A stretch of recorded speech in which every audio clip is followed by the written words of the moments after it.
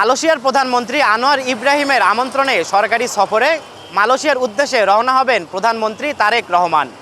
BNP সরকার ক্ষমতায় আসার পর বিদেশ সফর এটি প্রথম। মালয়েশিয়া সফর শেষে চীনের উদ্দেশ্যে সরাসরি রওনা হবেন তিনি। দর্শক, বিষয়টি নিয়ে আজকের আয়োজন। আমাদের কথা অনুষ্ঠানে আপনাদের স্বাগত জানাচ্ছি আমি তৌফিক হাসান তুহাদ। শুনব সাধারণ মানুষের প্রত্যাশা। তবে মূল পর্বে যাওয়ার আগে দেখে আসা যাক এ বিষয়ে এটিএন নিউজের একটি প্রতিবেদন।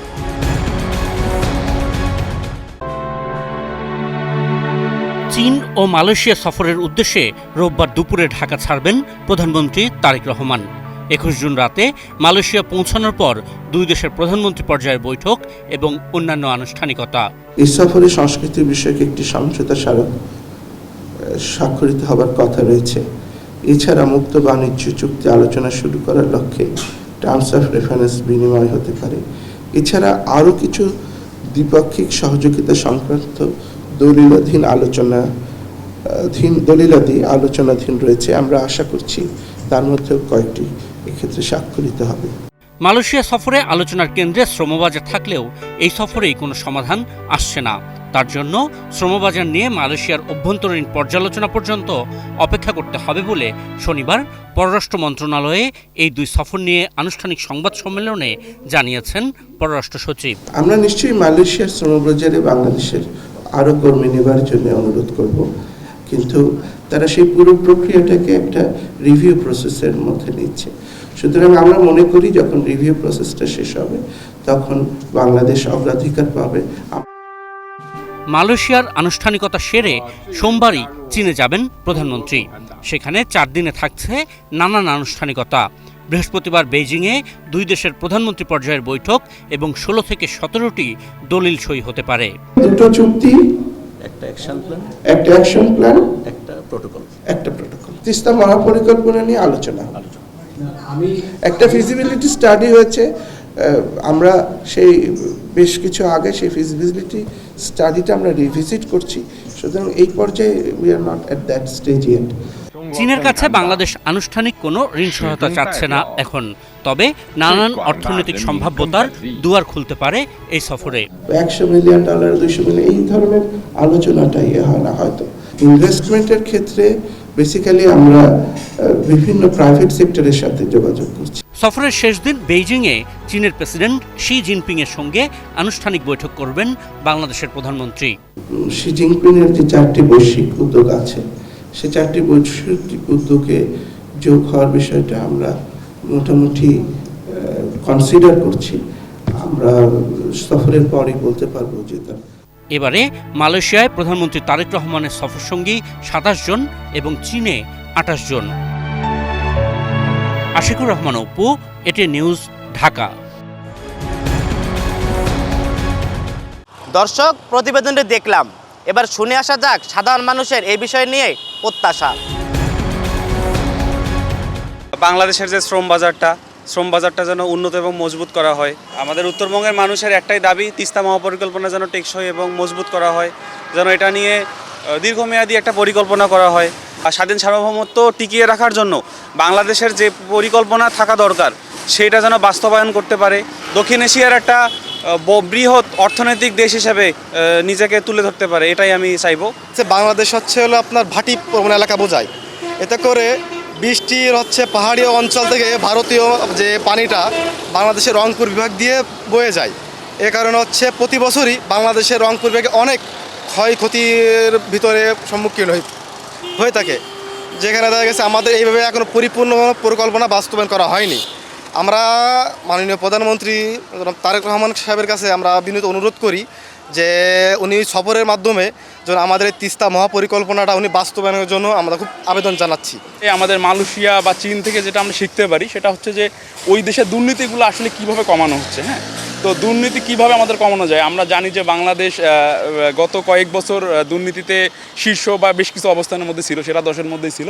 তো আমরা আশা করব যে দুর্নীতির জন্য কমানোর জন্য যে ইস্যুগুলো আছে এগুলো দেখবে। এবং আরেকটা বিষয় থাকতেছে, চীনে গেলে অবশ্যই আমাদের সামরিক খাতকে কীভাবে আরও উন্নত এবং শক্তিশালী করা যায় এই বিষয়টার জন্য আমাদের মাননীয় প্রধানমন্ত্রী তারেক রহমান এটা মাথায় রাখে এবং এটা নিয়ে কাজ করে। আমি এটাতে আশাবাদী। মাননীয় প্রধানমন্ত্রীর চীন এবং মালয়েশিয়া সফরে আমাদের এক্সপেকটেশন অনেক।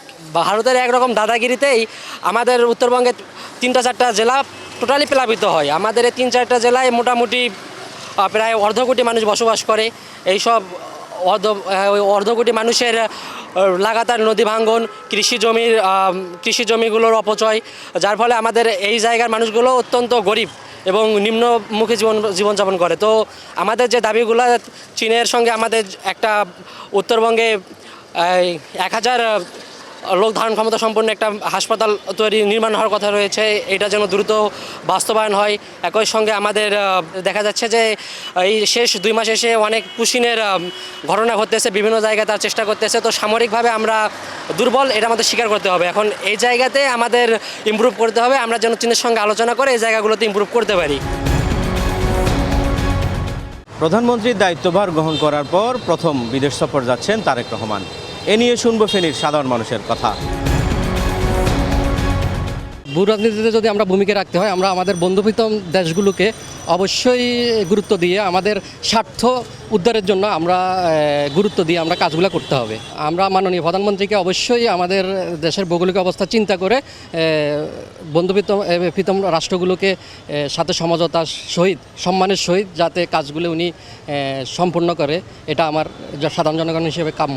তারেক রহমান জনগণের স্বার্থে কাজ করতেছে। ভবিষ্যতে সুন্দর এবং সুশৃঙ্খল একটা দেশ যেন আমরা পাই, জনগণ যেন, আমাদের দেশটা হলো, বাংলাদেশটা হলো বিদেশি নির্ভরশীল, বিদেশে যাই কাজকর্ম করে।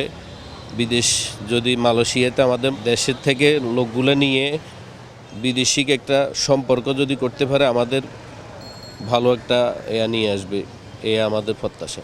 এইটা আমরা নর্মাল পাবলিক আমরা বুঝি কি, আমরা দেশের মানুষ সামান্য 4টা ভাত খাবো, শান্তিতে দরজা খুলে ঘুমাবো, এটাই আমাদের চাওয়া পাওয়া।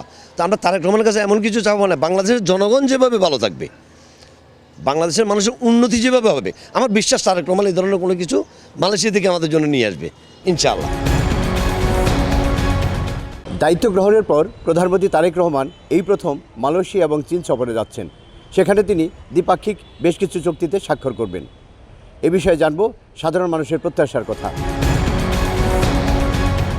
মালয়েশিয়া একটা বড় শ্রমবাজার, তো আমরা আশা করছি যে প্রধানমন্ত্রীর যে প্রথম রাষ্ট্রীয় সফর, সেই রাষ্ট্রীয় সফরে মালয়েশিয়ার মাধ্যমে যে যাবেন, এখানে আমাদের নতুন শ্রমবাজার সৃষ্টি হবে। পাশাপাশি মালয়েশিয়া থেকে তিনি যখন চীনে যাবেন, প্রধানমন্ত্রীর এই চীন সফরেও বাণিজ্যিকভাবে আমাদের দেশ চীনের সাথে নতুন চুক্তিবদ্ধ হবে, সেটি আমরা আশা করছি। এবং আমরা মনে করছি যে প্রধানমন্ত্রীর এই রাষ্ট্রীয় সফর দেশের জন্য ভালো কিছু বয়ে আনবে।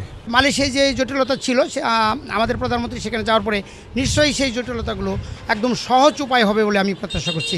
আরেকটা বিষয়, মালয়েশিয়া থেকে চীনে যাবেন, চীনের কিন্তু যে টেকনোলজি ইউজ করে গার্মেন্ট শিল্পে এবং বিভিন্ন ইলেকট্রনিক্স পণ্যের সেই সব ক্ষেত্রে যদি আমাদের দেশে চীনা বিনিয়োগ করা হয়, তাহলে কিন্তু আমরা আমাদের দেশের বেকার যেসব মানুষগুলো, যুবকগুলো রয়েছে, তারা কিন্তু কর্মসংস্থানে অগ্রণী ভূমিকা পালন করতে পারবে প্রত্যাশা করছি। মালয়েশিয়াতে বাংলাদেশিদের শ্রমিকদের যাওয়ার নতুন নতুন সুযোগ সৃষ্টি হবে। একই সাথে চীন সফরের চীনের সাথে বাণিজ্য এবং পারস্পরিক কূটনৈতিক সম্পর্ক বৃদ্ধি পাবে বলে আশা করছি।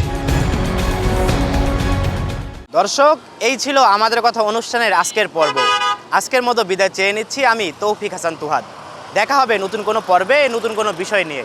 ততক্ষণ পর্যন্ত সুস্থ থাকুন, নিরাপদে থাকুন, চোখ রাখুন এটিএন নিউজের পর্দায়।